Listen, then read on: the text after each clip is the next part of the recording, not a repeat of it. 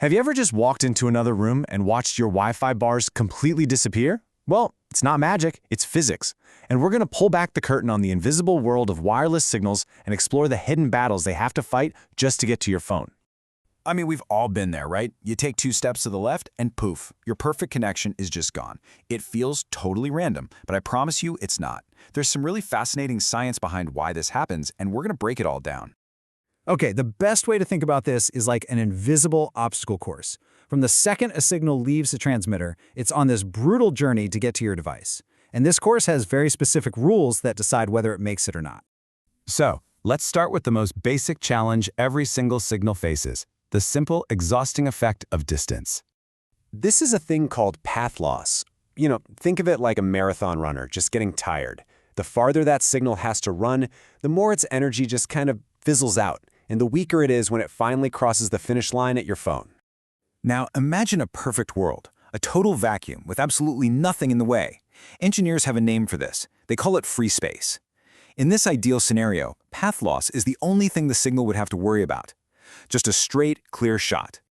And for that perfect world, there's a physics rulebook. But here's the catch. The farther away you get, the weaker the signal gets. But it's not a simple one-to-one drop. Oh no, it is way more dramatic than that. This whole thing is governed by what's called the inverse square law. As our source material puts it, the power falls off as the square of the distance between the transmitter and the receiver. So what does that actually mean for you?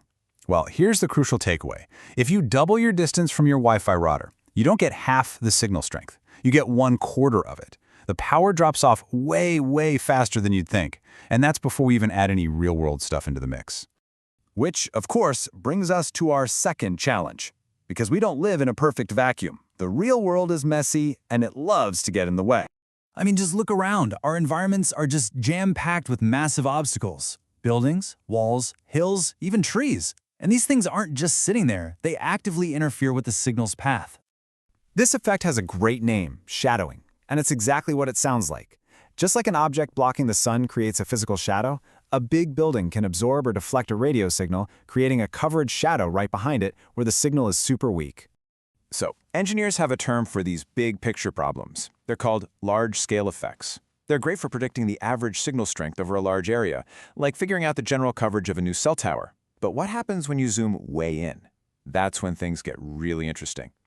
Let's move on to our third challenge. This is where that obstacle course we talked about, well, it turns into a chaotic hall of mirrors. You see, a signal doesn't just travel in one straight line that either gets there or it doesn't. In the real world, that signal radiates outwards and bounces off of pretty much everything it hits. This creates this wild phenomenon called multipath fading. Your phone isn't just getting one signal, it's getting the original signal plus dozens of these delayed echoes of that same signal that have bounced off walls, cars, and buildings just to get to you. So you've got the direct signal, the straight shot. But then you also get reflected signals that bounce cleanly off a window. You get diffracted signals that literally bend around corners. And you get scattered signals that hit a rough surface, like a brick wall, and just spray out in all directions. And here's the real problem. All of those copies, they arrive at your phone at slightly different times. And this can cause the waves to interfere with each other, sometimes even canceling each other out and completely scrambling the original message. This is exactly why you can lose your signal just by moving a few inches. Okay, so you've got signals getting weaker with distance, getting blocked by buildings, and then getting totally scrambled by their own echoes.